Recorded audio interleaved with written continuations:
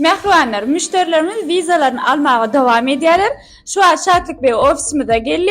Türkiye devletinden Azerbaycan devletine gidip Polşa 1 yıllık murt Schengen iş vizasını aldı.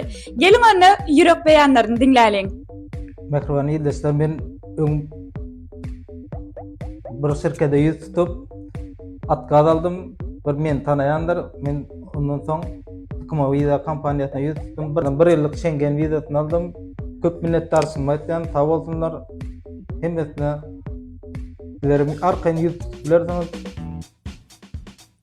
Görüşünüz değerli müşterimiz. İlki başka kampanya yüz tutup Polşa devletine atkaz alıptır.